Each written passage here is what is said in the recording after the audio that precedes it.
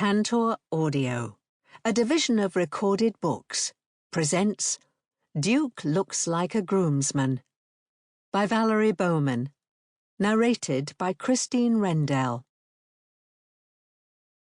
Prologue. London, July 1814.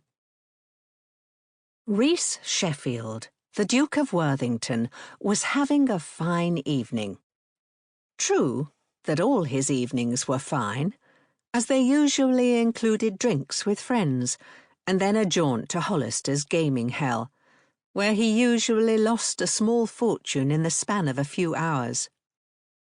Tonight, he was enjoying the drinks with friends portion of the evening at the Curious Goat Inn, a decent little place outside of Mayfair, where he and Kendall, Bell and Clayton could drink and talk freely without being scrutinized by the other members of the ton. The Curious Goat was much preferred to any of those stodgy gentlemen's clubs on St. James's Street. Just before they'd entered the establishment, his friends had all exclaimed how glad they were to have him back to his old self. Until somewhat recently, he'd been someone different entirely. The headaches were a regular reminder. But that was something he didn't relish thinking about, something he pushed to the back of his mind every chance he got. Rhys was ordering his third ale of the evening from a comely barmaid, when Kendall, of all unexpected people, blurted, "I think it's time I find a wife."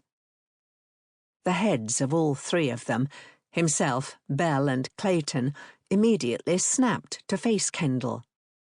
They stared at the chap as if he'd lost his bloody mind. Never at a loss for words, Rhys found his voice first. He winced, sucked in his breath, shook his head vigorously, and said, "A wife? Good God, man! There's no need to rush into anything so permanent." Kendall was a good man. After they'd all left Oxford together, Kendall had gone on to become a Commodore in His Majesty's Royal Navy. But he hadn't been gifted a commission by his father, the former Earl. No, Kendall had worked his arse off. There was no one more diligent or more loyal. But the poor sop actually wanted a wife? Kendall should know better after his last attempt at marriage with the disloyal Lady Emily Foswell. Had he forgotten about her defection? "We're not getting any younger," Kendall shot back to Rhys. "On the contrary," Rhys replied. "At 9 and 20, we're pups. My father was over 50 when I was born." His father had famously remained a bachelor for decades before settling down with his much younger mother and dutifully producing Rhys. Of course, having begotten his heir, his father decided to continue his bachelor lifestyle, leaving Rhys's resigned mother to her own amusements, of which she'd found plenty. As a result, Rhys had mainly been raised by servants, governesses and tutors. His father would return to the ducal estate upon occasion to see how Rhys was growing, to ensure his son understood the enormity of his title, and to give him advice about women that Rhys seriously doubted was sound. It certainly hadn't helped the one time that Rhys had come close to offering for a lady, a fate he'd narrowly escaped, having discovered the lady in question was interested in him only for his title. That was something else he pushed to the back of his mind every chance he got. Bell, or more correctly, Beaumont Belham, the Marquess of Bellingham, was the next to speak to Kendall. Bell might have been a bachelor, but the man was essentially married to his position as a spy in the Home Office. The fool had even tried to renounce his title for a spot as a soldier in the wars against France. Thank God he'd been turned down in his request. Instead, he'd been offered a position with the Home Office, where he was kept safe enough most of the time. Though Bell had been on some dangerous missions before, and Rhys knew it. Bell was clever, direct and driven. If the man had any fault, it was that he worked too much for Christ's sake. The marquess needed to relax more than anyone Rhys had ever known, and Rhys told him that often enough.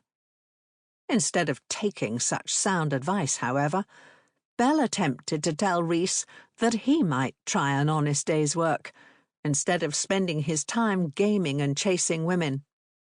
Who needed that sort of advice?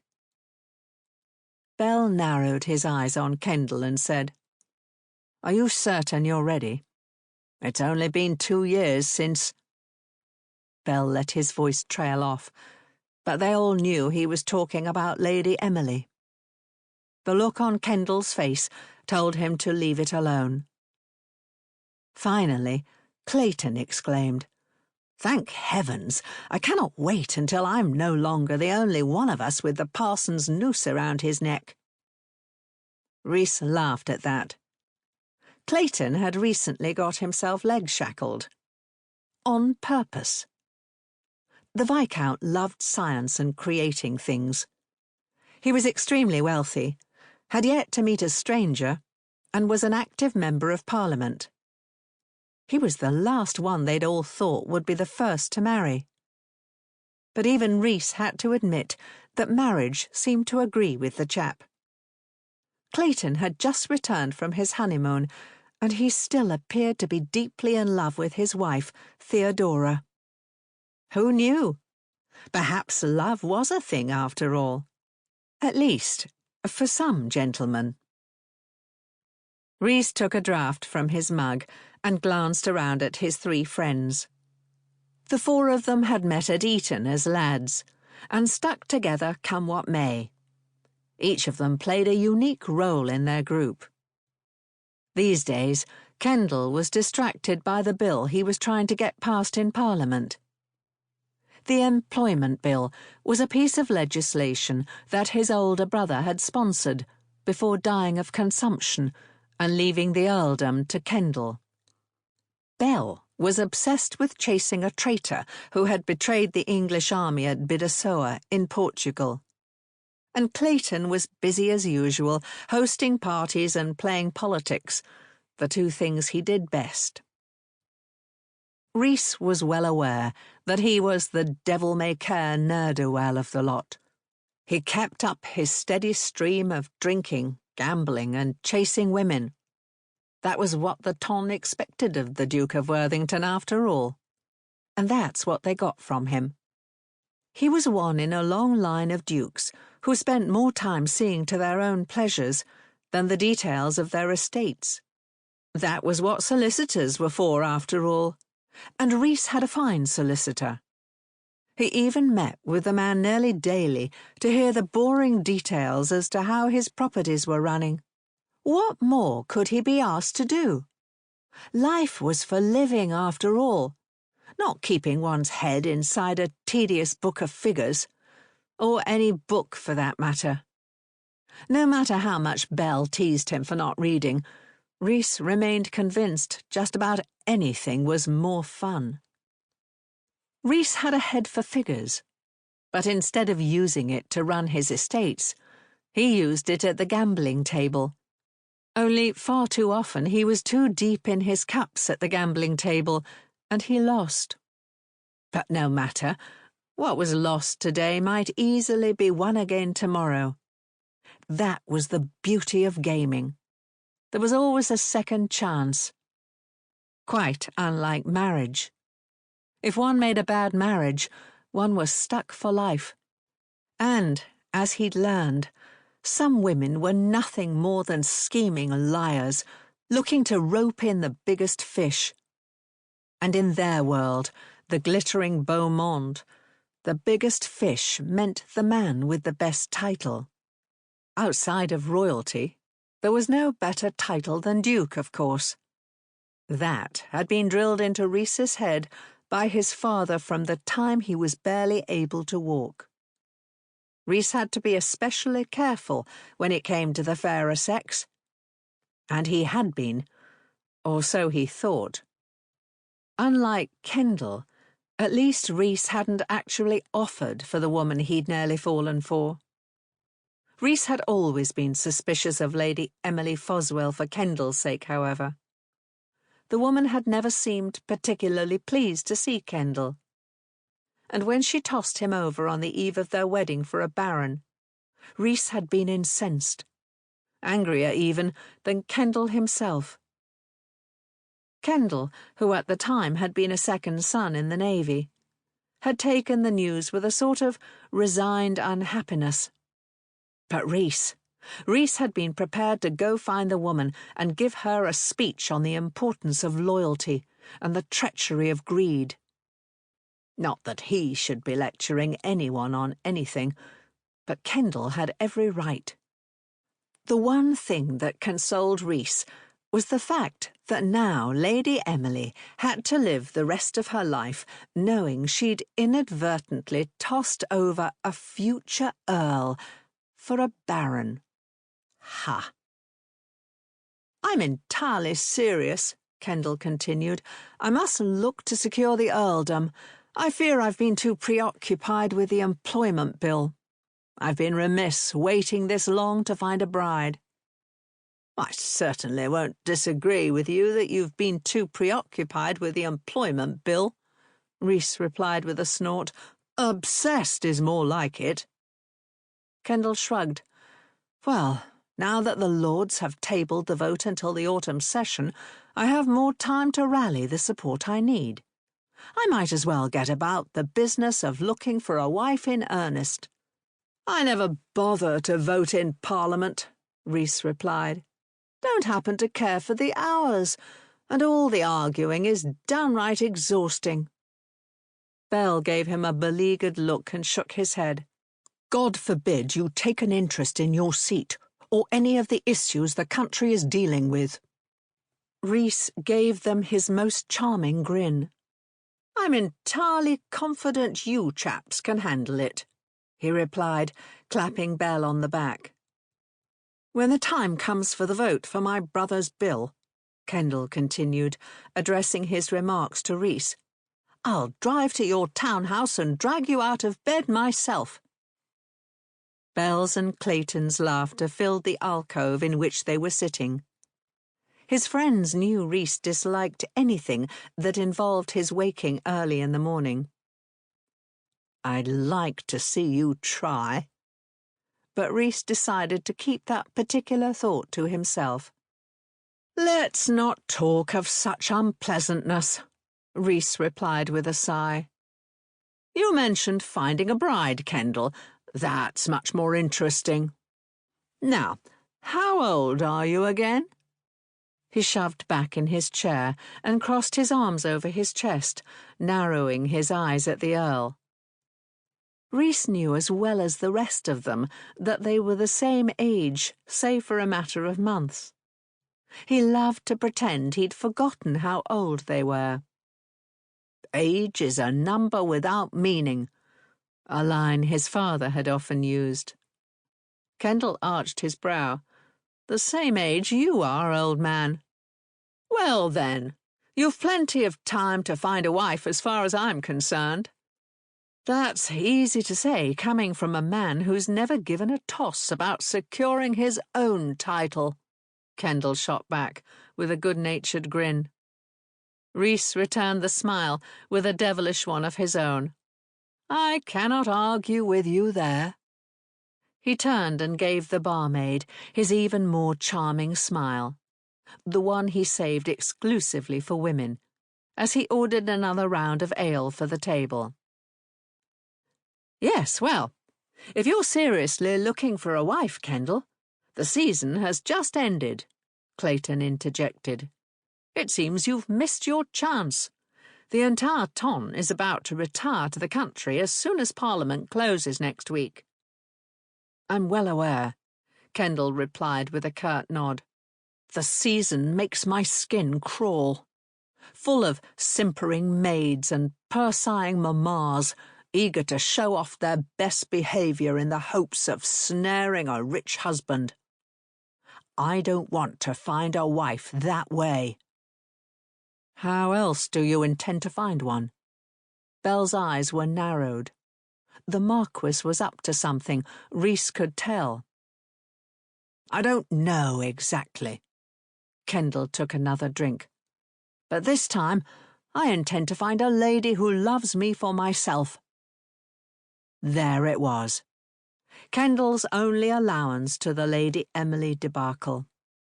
Well, at least he'd learned his lesson. Rhys, of course, had no idea how one would go about finding a woman who loves me for myself. It sounded quite impossible to him, but at least it was the correct attitude. Thank Christ his friend was finally seeing reason. "Yes!"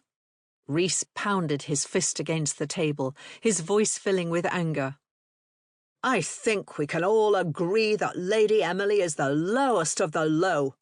There's no excuse for what she did, tossing over one man for another with a better title. As far as I'm concerned, she no longer exists." "Can we not discuss Lady Emily, please?" Kendall groaned and covered his face with one hand. The barmaid reappeared with the drinks, and Rhys's smile reappeared too. "Keep 'em coming, love," he said to her, before turning back to Kendall and adding, "I'm merely pointing out that if you want a lady who loves you for yourself, the season and its ridiculousness are the last place you should go." "Yes," Kendall replied with a sigh, lifting his mug into the air to salute Rhys. "Didn't I already say that? The season and its fetes are the last place I should go, which is why I've avoided it like the pox for the last 2 seasons." "Oh, is that why you haven't attended the boring balls at Almack's?" Rhys replied with a smirk. "I thought it was the tepid tea and small talk. That's why I steer clear of them. You avoid them because they don't serve brandy, and we all know it," Belle pointed out, staring fixedly at Rhys, his arms crossed tightly over his chest. Rhys winked at his friend. He wasn't about to deny it.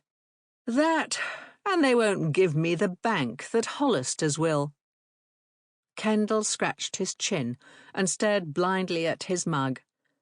"If only the ladies of the ton didn't know I am an earl, I'd have a much better chance of finding a match," he grumbled. Rhys's laughter cracked off the wooden beams on the tavern ceiling. "I'd pay to see that. An earl dressed up like a common man to find true love. Has a certain poetic ring to it, don't it?" Clayton laughed too, and shook his head, while Belle's shrewd, narrow-eyed stare intensified. "It's not a completely outlandish idea." He tilted his head to the side. "What's not?" Kendall asked. "The idea of pretending you're a commoner to find a wife," Belle replied. Rhys slapped Belle on the back. "Are you mad, man? You're not even drinking." Of course Belle wasn't drinking. The man never drank. Most annoying thing about him. The marquess preferred to remain in control of his faculties, and they all knew it. He'd always been the one to remain out of any fracas the other 3 got into, usually due to his sobriety. Belle leaned forward and stared at Kendall. "Given the right circumstances, it could work, you know." "Pretending I'm common?" Kendall replied, blinking.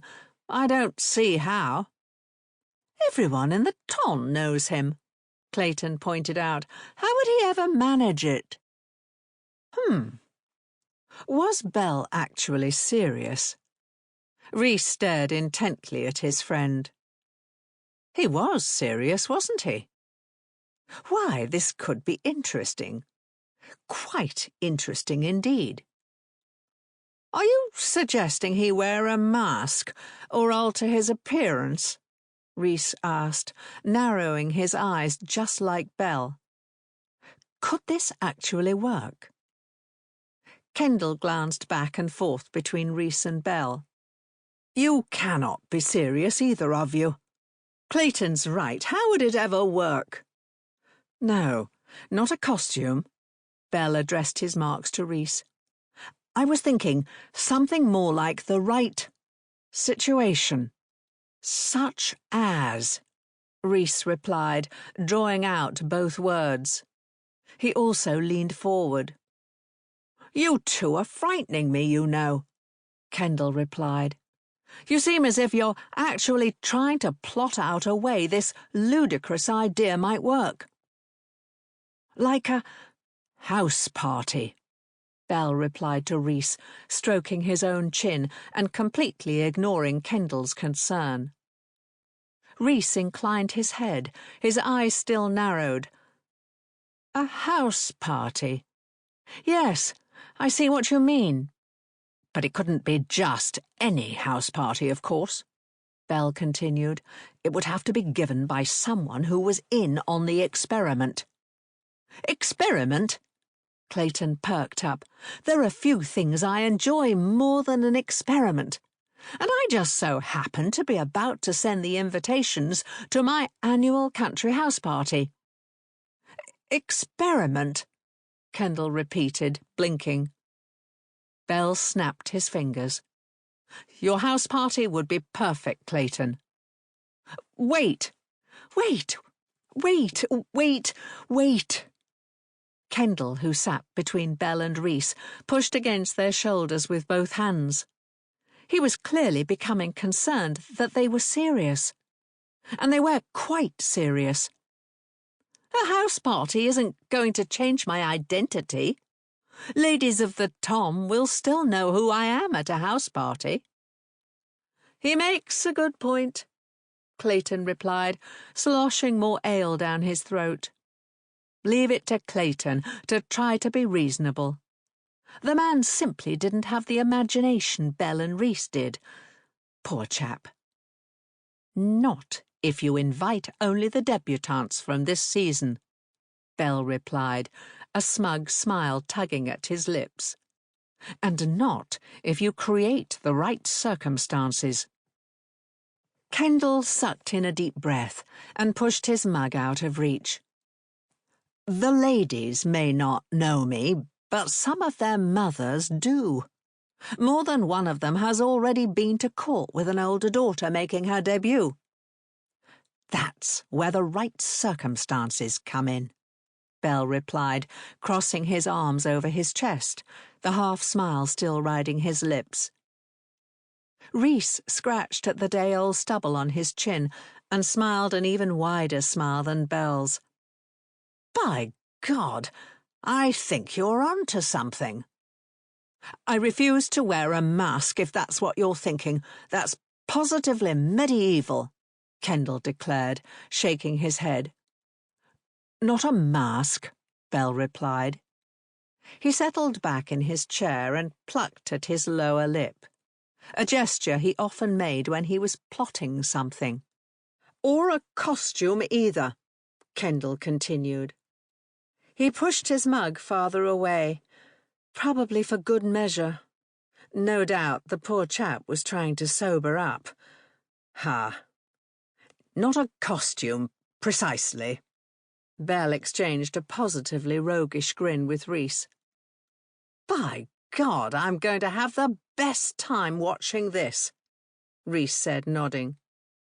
Watching what? Clayton's nose was scrunched in confusion. I don't know what in the devil either of you is talking about any longer.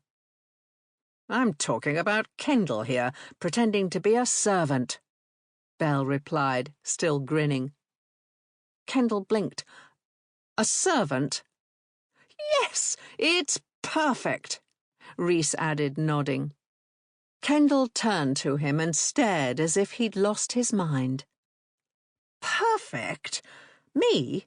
Being a servant? How is that perfect? That still doesn't fix the problem of the lady's mother's recognising him, even if he's dressed as a servant," Clayton pointed out. "Ah, but it does," Bell replied. "That's the beauty of it. Most people don't look at servants.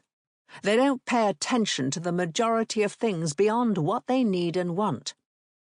My training as a spy has taught me much about the human failure to notice details.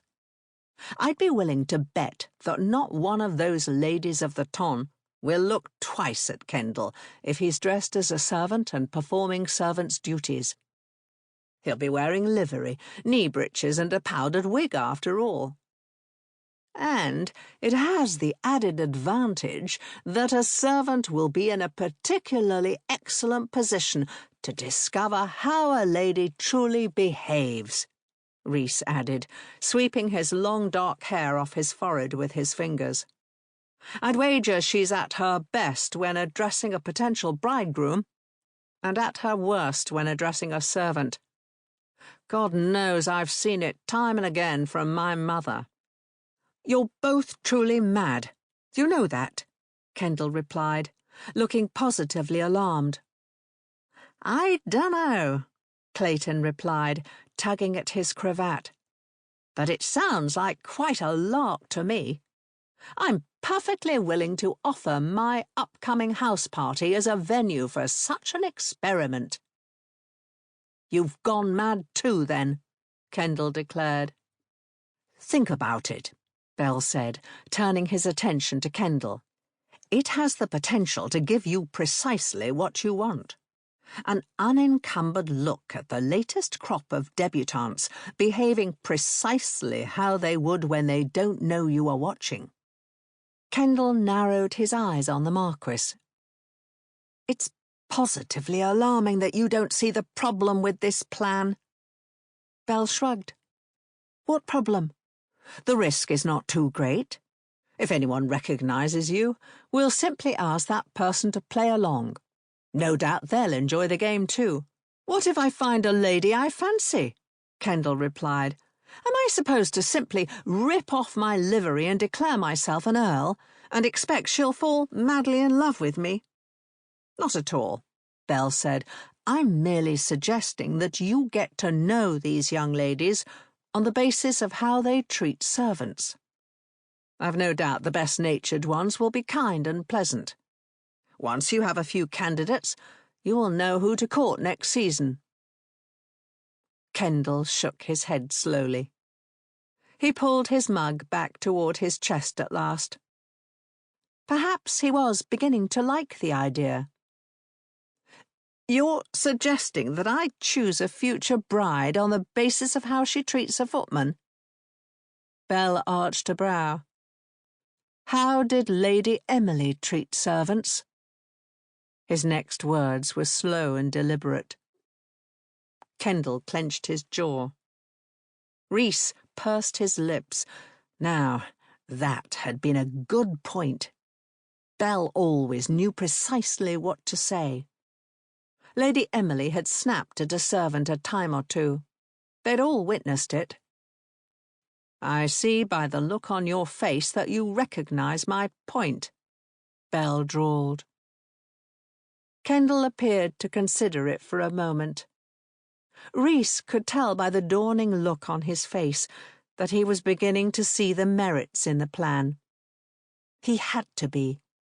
The man needed a wife. How better to find one you could trust? "I'm willing to do it with you," Bell tossed out casually with another shrug. "What?" Rhys snapped his eyebrows together. "Why would you do it?"